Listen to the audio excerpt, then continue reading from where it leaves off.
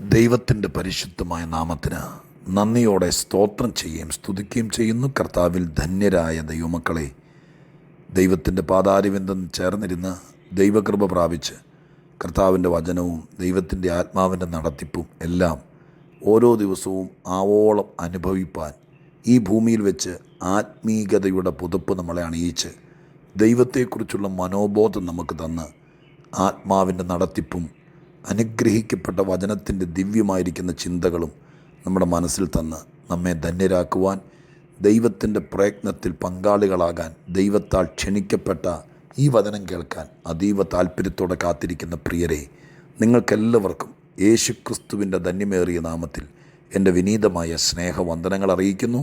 കർത്താവും രാജാതിരാജാവും താൻ മാത്രം അമർത്യതയുള്ളവനും മനുഷ്യരാരും കണ്ടിട്ടില്ലെങ്കിലും മനുഷ്യൻ്റെ വിഷയത്തിൽ ഇടപെടുന്നവനുമായ മഹാദൈവത്തിന് നന്ദി നിറഞ്ഞ ഹൃദയത്തോടെ സ്തോത്രവും സ്തുതിയും പുകഴ്ചയും മഹത്വവും കരയേറ്റിക്കൊണ്ട് ഇന്ന് നിങ്ങളുമായി പങ്കുവയ്ക്കാൻ എൻ്റെ മനതാരിൽ പരിശുദ്ധാത്മാവ് തന്നിരിക്കുന്ന ദിവ്യമായ ദൈവാലോചനയെ നിങ്ങളോട് ഷെയർ ചെയ്യേണ്ടതിന് ഞാൻ തിരുവെഴുത്തിലേക്ക് നിങ്ങളുടെ ശ്രദ്ധയെത്തിയിരിക്കുന്നു.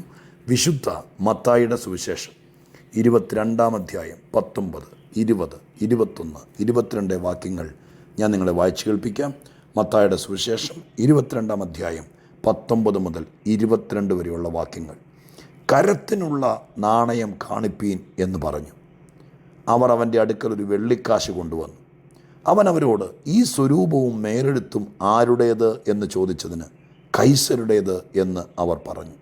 എന്നാൽ കൈസർക്കുള്ളത് കൈസർക്കും ദൈവത്തിനുള്ളത് ദൈവത്തിനും കൊടുപ്പീനെന്ന് അവൻ അവരോട് പറഞ്ഞു. അവർ കേട്ട് ആശ്ചര്യപ്പെട്ട് അവനെ വിട്ടുപോയി കളഞ്ഞു. ബൈബിൾ ചരിത്രത്തിലെ സുപ്രസിദ്ധമായിരിക്കുന്നൊരു സംഭവമാണിത്.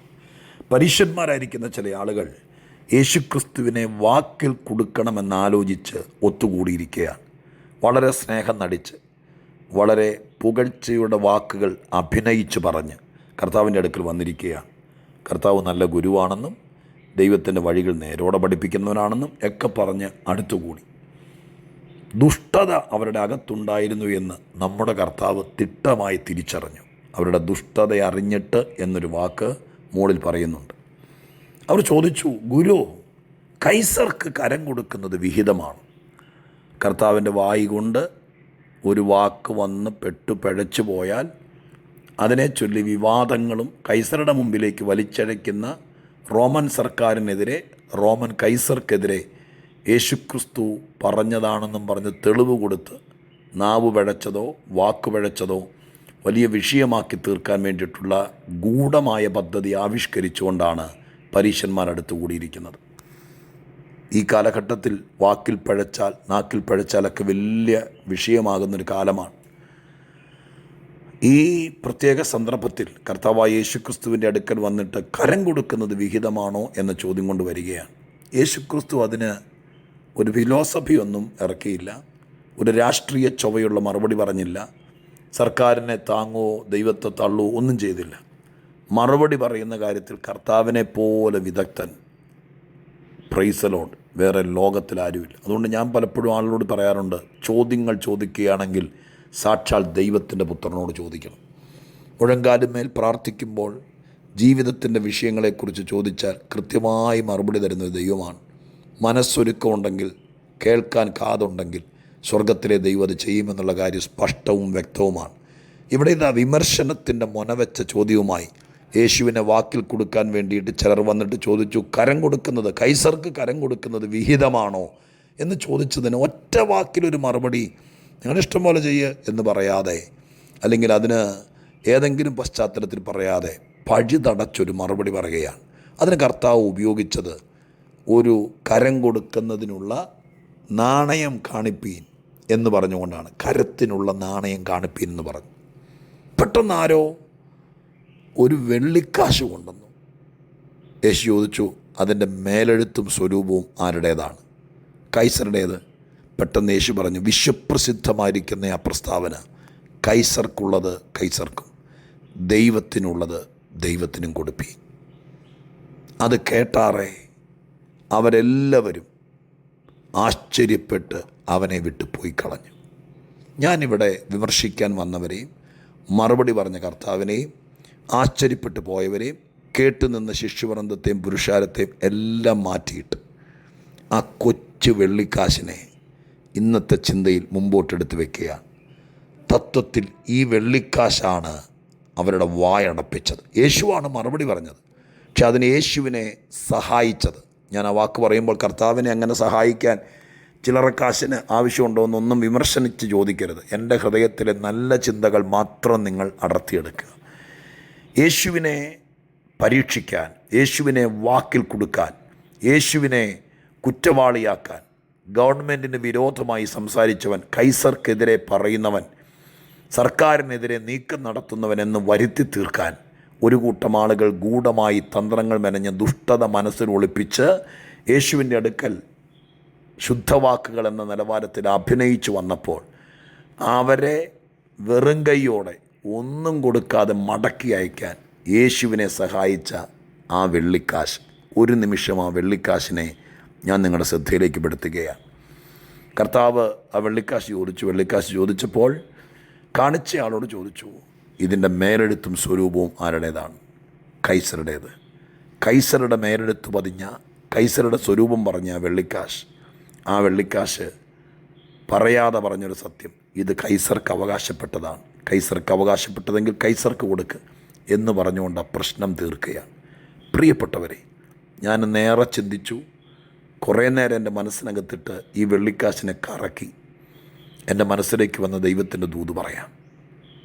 ഒരു തകിടിനകത്ത്, ഒരു നാണയത്തിനകത്ത്, ഒരു വെള്ളിക്കകത്ത് പതിപ്പിച്ചിരിക്കുന്ന റോമൻ കൈസറുടെ ഒരുപക്ഷെ അദ്ദേഹത്തിൻ്റെ മുഖമുദ്രയോ ആ സ്വരൂപമോ അത് ഇത്ര ഭയങ്കരമായ നിലവാരത്തിൽ വിമർശകർക്ക് മറുപടി കൊടുക്കാനിടയാക്കിയെങ്കിൽ ദൈവത്തിൻ്റെ സദൃശ്യത്തിനും സ്വരൂപത്തിനും സൃഷ്ടിച്ച നാം ഓരോരുത്തരും ആ സാദൃശ്യ സ്വരൂപത്തിൽ നിന്ന് മാറാതെ കർത്താവിൻ്റെ കൂടെ നിന്നാൽ സ്വർഗം എന്നോട് പറഞ്ഞു, നിന്നെ വെച്ച് ചിലരോട് ദൈവം മറുപടി പറയും.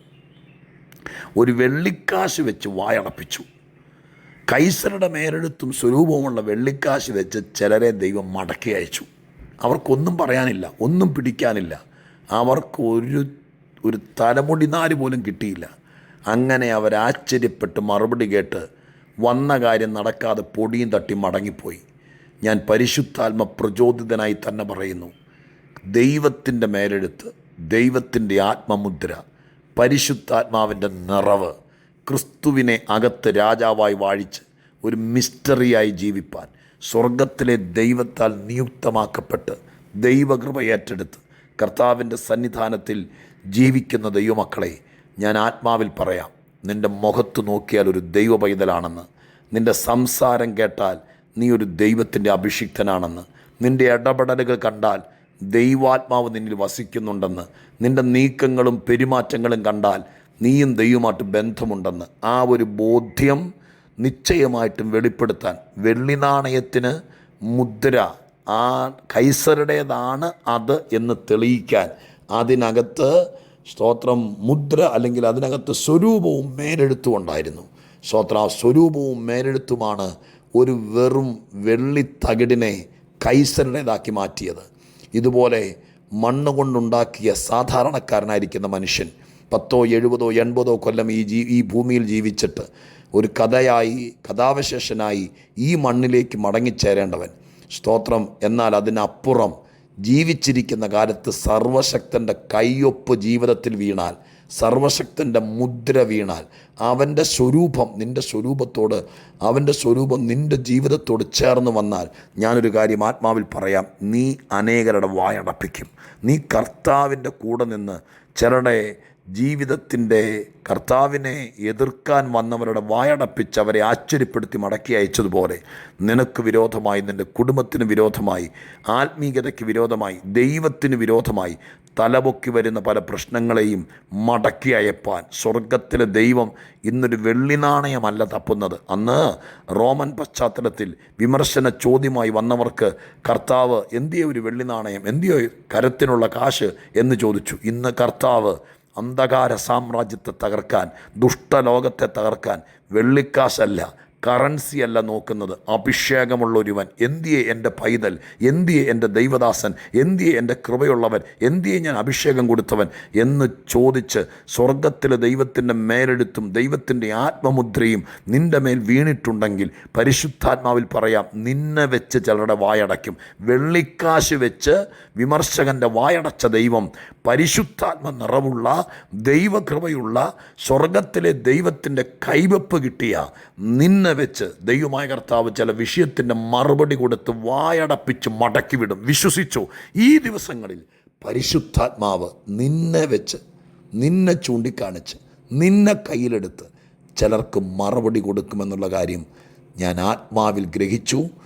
ദൈവസന്നിധിയിൽ ആ വിഷയം എൻ്റെ മനസ്സിലിട്ട് ധ്യാനിച്ച് വിലയിരുത്തി.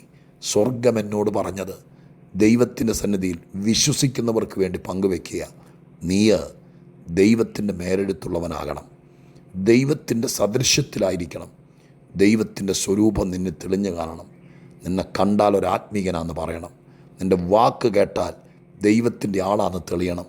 നിൻ്റെ പെരുമാറ്റത്തിലും ഇടപാടിലും നിൻ്റെ നോട്ടത്തിലും നിൻ്റെ നടപ്പിലും സർവശക്തനായ ദൈവത്തിൻ്റെ ആളാണെന്ന് ബോധ്യപ്പെട്ടാൽ ഞാൻ ഉറപ്പിച്ചു പറയാം, ഒരു വെള്ളി നാണയം വെച്ച് മല പോലെ വന്ന വിഷയത്തെ മഞ്ഞ് കാറ്റത്ത് മാറിപ്പോകുന്നത്, പുക പതറിപ്പോകുന്നത് പോലെ അവസാനിപ്പിച്ചെങ്കിൽ 80 കിലോ തൂക്കമുള്ള, കയ്യും കാലുമുള്ള, ആത്മാവുള്ള, സംസാരശേഷിയുള്ള, അധികാരമുള്ള, കൃപയുള്ള, കൃപാവരമുള്ള, അഭിഷേകമുള്ള, വചനമറിയാവുന്ന, സ്വർഗത്തിൽ പേരുള്ള, ക്രിസ്തുവിനെ അകത്തു പേറുന്ന, ദൈവത്തിൻ്റെ മന്ദിരമായി ജീവിതം മാറ്റിയ നിന്നെ വെച്ച് സ്വർഗത്തിലെ ദൈവം ഒരു മറുപടി കൊടുക്കാതിരിക്കുമോ?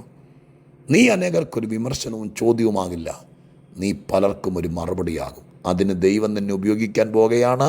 ചിലരുടെ വായടയ്ക്കാൻ, ചിലരെ മടക്കി അയക്കാൻ, ചില ദുഷ്ടലാക്കുകളെ, ചതിക്കുഴികളെ, കെണിയൊരുക്കുന്നവരെ ഒന്നുമില്ലാത്തവരായി മടക്കി അയപ്പാൻ എൻ്റെ ദൈവം നിന്നെ കയ്യിലെടുക്കും. അതിനായിട്ട് ഒരുങ്ങിക്കൂ. ഞാൻ പ്രാർത്ഥിക്കാം. പരിശുദ്ധ ദൈവമേ, ഞങ്ങളുടെ സ്വർഗീയ പിതാവേ, ഒരു വെള്ളി നാണയം കയ്യിലെടുത്ത് ചതിക്കാനും വഞ്ചിക്കാനും ഒതുക്കാനും കുടുക്കാനും വന്നവരെ ഒന്നുമില്ലാതെ കാറ്റുപോയ ബലൂൺ പോലെ തിരിച്ചയച്ച ദൈവമേ, അങ്ങനെയാണെങ്കിൽ അങ്ങയുടെ സദൃശ്യത്തിലും സ്വരൂപത്തിലും സൃഷ്ടിച്ച് അങ്ങയുടെ നാമമഹത്വത്തിനു വേണ്ടി വിളിച്ചു വേർതിരിച്ച് അങ്ങയ്ക്കായി ജീവിക്കുന്ന ഞങ്ങളെ ഓരോരുത്തരെയും വെച്ച് ചില വിമർശനങ്ങൾക്ക്, ചില എതിരാളികൾക്ക്, ചില വിഷയങ്ങൾക്ക് മറുപടി നൽകണം. ദൈവം ഇത് ചെയ്യുമെന്ന് വിശ്വസിക്കുന്നു. പ്രാർത്ഥന കേട്ടതിന് നന്ദി. യേശുവിൻ്റെ നാമത്തിൽ തന്നെ. ആമേൻ.